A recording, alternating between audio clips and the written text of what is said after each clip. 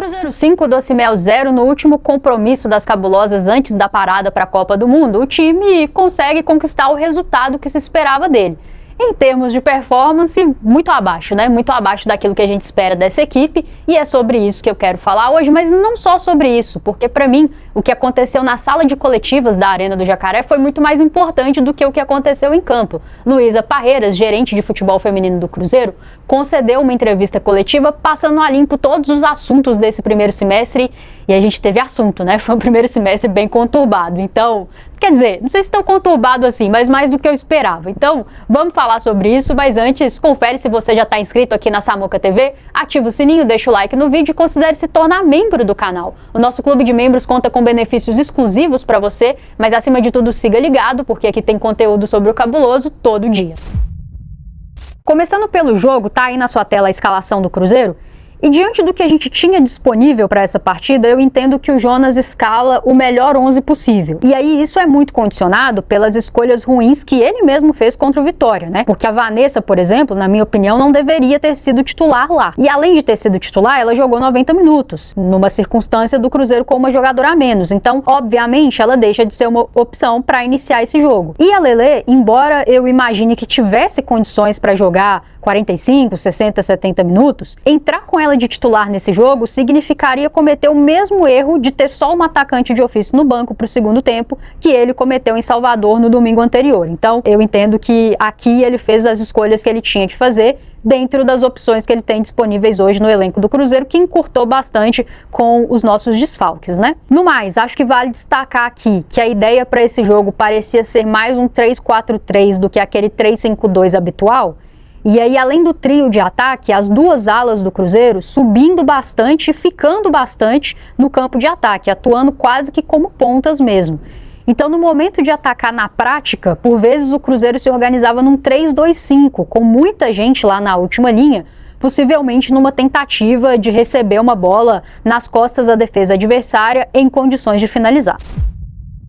Só que essa bola não chegou, né? E aí eu acho importante dizer, pelo menos na minha opinião, o time do Cruzeiro parecia bem organizado para atacar dentro desse desenho proposto pelo treinador para essa partida. A questão é que em nenhum momento o jogo da equipe encaixou. E aí, conforme o tempo foi passando, o time do Cruzeiro foi utilizando cada vez mais como recurso bolas alçadas na área, chuveirinho na área. E normalmente quando isso acontece com a frequência que aconteceu nesse primeiro tempo contra o Docimel, significa que a equipe está tendo dificuldade de construir de outras formas e está sobrando para ela enquanto recurso cruzamento na área. O Cruzeiro não é um time que tem um alto índice de cruzamentos certos. Se vocês pegarem as métricas do Campeonato Brasileiro, vocês vão ver isso.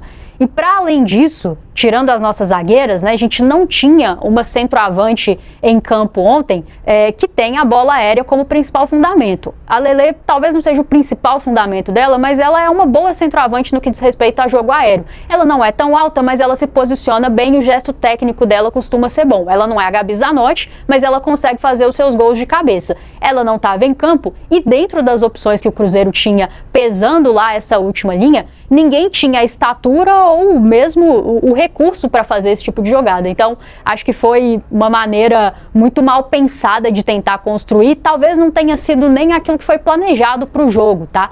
Tudo bem você tentar um lançamento ali nas costas da defesa adversária, tentar pegar a turma do Docimel desprevenida, com uma dificuldade de defender a profundidade, acho que isso até faz sentido.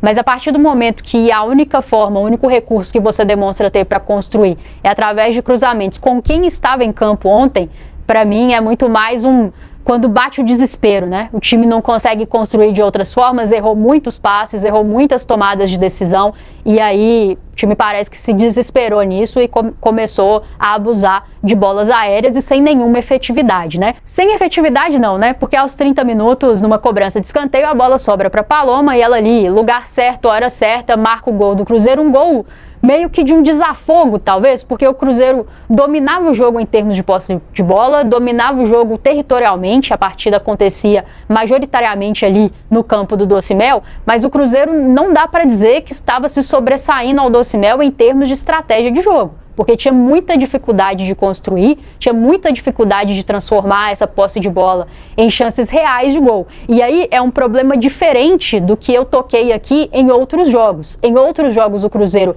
construiu as suas oportunidades, mas não foi eficiente e competente para finalizar as jogadas. Contra o Santos, por exemplo. Primeiro tempo o Cruzeiro não faz gols, mas ele constrói, o time estava organizado para isso, só que ali a gente contou com uma noite muito ruim de algumas das nossas principais referências técnicas de ataque, e essa turma desperdiçou tudo aquilo que o time produziu de bom.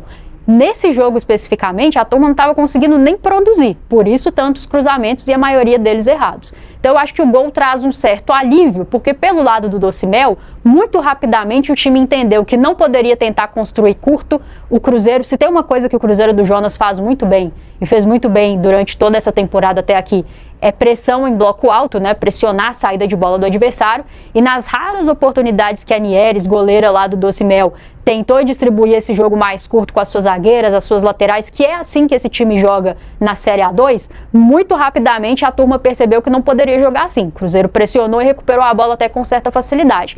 Então ela passa a buscar sempre lançamentos para a Flávia Helena, que não é centroavante, mas nesse jogo jogou na referência de ataque do Docimel. E aí ela estava brigando ali muito com a Paloma, né? E a Paloma se sobressaiu na maioria dos duelos com ela, o que foi muito importante. Mas o jogo se desenhava de uma situação que, uma ali que ela ganhasse da Paloma poderia causar algum dano. Felizmente não aconteceu e o Cruzeiro vai para o intervalo com esse gol de vantagem. No segundo tempo, o nosso gol sai muito cedo e eu acho que isso também desestabiliza um pouco a equipe do Docimel, que começa a cometer cada vez mais erros, e o Cruzeiro vai se aproveitando desses erros e consegue marcar o terceiro gol nem 10 minutos depois que marca o segundo, né? Uma bela finalização de fora da área da Pri, e ainda teria tempo para marcar mais 2 gols e fazendo modificações, né? Muito claramente o Jonas, depois que a fatura estava liquidada, e aí sim, né? 3-0 é uma boa diferença de placar, não é um gol de diferença como foi lá contra o Vitória na última rodada do Brasileirão. Aqui sim, com a fatura liquidada, com o jogo controlado, ele começa a tirar algumas peças, a gente entende pelo desgaste de toda a temporada e o que é o contexto do futebol feminino brasileiro. Foi o suficiente para vencer, porque o adversário que estava do outro lado é muito frágil. Nós estamos falando do 11º colocado da segunda divisão do futebol feminino brasileiro. A disparidade é muito grande e ela é muito grande contando com quem o Cruzeiro tem disponível hoje, tá? Então essa turma precisa ser capaz de fazer melhor. Mas mais importante do que o campo para mim na quinta-feira foi o pós com a entrevista da Luísa. Essa entrevista está na íntegra lá na TV Cruzeiro, eu não vou ficar aqui falando sobre tudo que ela disse, mas tem 3 pontos que eu quero destacar, porque entendo que eles são muito relevantes para que o Cruzeiro tenha o segundo semestre do jeito que a gente deseja, que é competindo. O Cruzeiro não tem o principal elenco do futebol feminino brasileiro, não é o maior orçamento, mas a gente deseja que ele brigue na faixa de tabela e pelos títulos que a gente entende que ele tem condições de brigar, e isso passa muito por aquilo que a Luísa falou nessa entrevista. Primeiro ponto, a Luísa fala abertamente sobre a situação da recorrência de lesões de LCA dentro do departamento de futebol feminino do Cruzeiro em 2026. O Cruzeiro tem 5 lesões de LCA em 5 meses. Todo mundo sabe que no futebol feminino as lesões de LCA são mais recorrentes do que no futebol masculino, mas analisando todas as equipes aí da Série A1, o Cruzeiro tem um número muito maior do que a média. E aí a Luísa, ela foi muito transparente em dizer que o Cruzeiro não está tratando isso como uma fatalidade,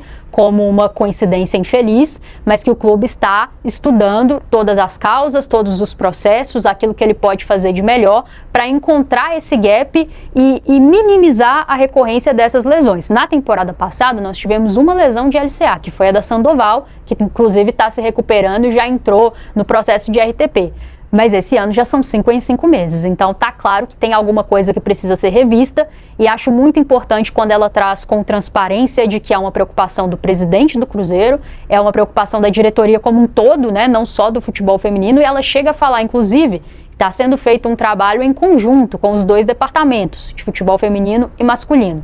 Todo mundo sabe que o departamento de futebol masculino do Cruzeiro é referência máxima no Brasil quando se fala de saúde e performance. E aí eu torço muito para que esse gargalo que a turma tem hoje na Toca da Raposa 1 seja solucionado, porque acho que o Pedro Lourenço, ele faz investimentos interessantes no futebol feminino do Cruzeiro profissional, a base está começando agora, né? E aí a partir disso a gente precisa ser capaz de aproveitar esse investimento, né? E hoje a gente tem um elenco com 5 opções a menos para temporada, justamente por conta dessas lesões.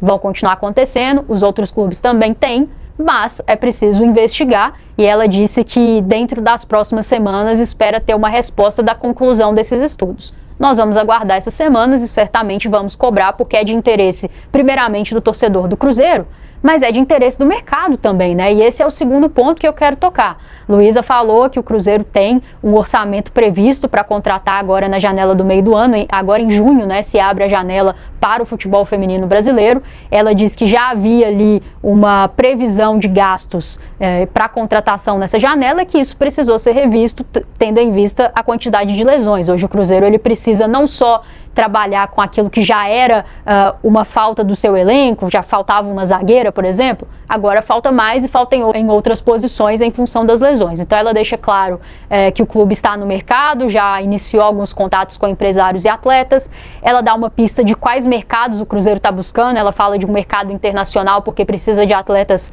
aptas a jogar Campeonato Brasileiro, Copa do Brasil pelo Cruzeiro, né? Não dá para ser gente que já estourou os jogos em outras equipes, e fica a expectativa para que nas próximas semanas esses nomes comecem a surgir. Sem dúvidas, o pessoal do Central da Toca está trabalhando muito para trazer essas apurações para a gente, mas me deixa muito contente quando ela fala que é uma preocupação do Pedro Lourenço, presidente do Cruzeiro, que o time seja competitivo no segundo semestre, ou seja, internamente não está se abdicando das competições que o Cruzeiro ainda tem por fazer. Campeonato Brasileiro, segunda fase, precisa se classificar, né? Tem que se classificar. A gente tem oitavas de Copa do Brasil, a gente tem uma Libertadores para jogar e um título de Campeonato Mineiro para defender. Então me deixa muito tranquila e feliz saber que é de interesse do presidente que esse time seja competitivo no segundo semestre e que ele está disposto a investir para isso. Agora cabe a Luísa ser competente para buscar no mercado esses nomes que possam suprir as nossas ausências. Ela chega a citar aí algumas posições. Em breve, ao longo agora da Copa do Mundo, eu trago algum material sobre isso mais extenso, ou aqui na Samuca TV, ou lá no canal do Cruzeiro de Garotas. E por fim, ela foi perguntada ali sobre uma análise, um balanço do que foi o primeiro semestre do Cruzeiro em termos esportivos, e ela fala algumas coisas que me chamaram muito a atenção. Primeiro, ela diz que pelo tamanho do Cruzeiro, a cobrança tem que existir. Ela fala também sobre humildade para recalcular a rota, e em um dado momento ela fala sobre reconhecer que estamos aquém, no caso que eles estão aquém, o Departamento de Futebol Feminino do Cruzeiro, e falando especificamente de resultados esportivos, por óbvio, no Campeonato Brasileiro. Isso me chamou muita atenção porque até aqui, do momento que começa a temporada lá contra o Bahia em Salvador, em um grande jogo, uma boa vitória, até esse jogo contra o Docimel, eu ainda não tinha escutado de quem vai aos microfones para falar depois dos jogos do Cruzeiro esse nível de autocrítica e esse nível de maturidade para lidar com as cobranças e com as críticas externas. Com o interesse do torcedor do Cruzeiro no futebol feminino do clube, que inclusive é muito diferente da média, né, muito maior do que a média aqui no futebol brasileiro, naturalmente as cobranças vão vir também. O cruzeirense ele tem que zelar pelo melhor do seu clube. Tudo bem, tem gente que passa do ponto, faz parte, mas as críticas fazem parte do futebol profissional e, por vezes, o que eu senti nas respostas, na postura de quem falava após os jogos ali pelo Cruzeiro, foi uma tentativa de tratar todas as críticas como injustas, de tratar todas as cobranças como excessivas. E eu não acredito que essa é a melhor maneira de colocar o Cruzeiro onde a gente deseja. Se a gente deseja que o Cruzeiro no futebol feminino esteja entre os grandes, esteja brigando por títulos, em breve coloque uma taça nacional, uma taça internacional na sua galeria de troféus, a autocrítica é fundamental. Humildade para recalcular a rota quando necessário. Ela chega a usar essa frase. E acho que é fundamental ter humildade para entender que nem tudo tá bom no Cruzeiro, para entender que nem todas as críticas são injustas, para compreender que o torcedor está no seu direito de cobrar um pouco mais, porque esse time tropeçou em partidas que ele não podia tropeçar. É simples assim. Não precisa ser perfeito, não precisa ganhar todos os jogos, não vai jogar bem sempre, os desfalques atrapalham, mas com tudo isso na mesa, todo mundo também é capaz de perceber que o Cruzeiro tinha que ser capaz de ser melhor contra o Vitória, tinha que ser capaz de ser melhor contra o Juventude, e embora não tenha feito falta na quinta-feira, tinha que ser capaz de jogar mais contra o Docimel também. A forma como ela fala ali com bastante transparência da realidade do clube hoje no futebol feminino, me dá uma pitadinha de esperança de que no segundo semestre a gente pode ver algo diferente desse time, porque entendo que quem está à frente tem que passar essa mentalidade para todo mundo, né? E não foi em todos os momentos dessa campanha meio acidentada do Cruzeiro no Brasileirão que eu percebi na postura e na fala da turma autocrítica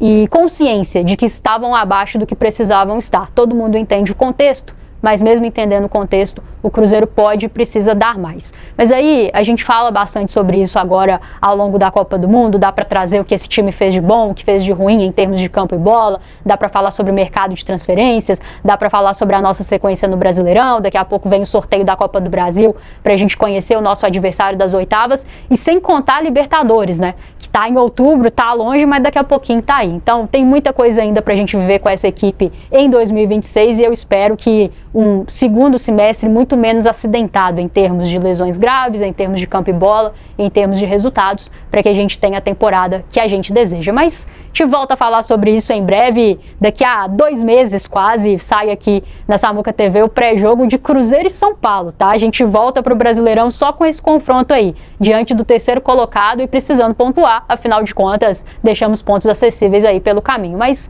em breve eu volto aqui. Um bom descanso para todos nós, né? Eu tenho certeza que elas estão precisando, porque eu também estou precisando. Um abraço, tchau!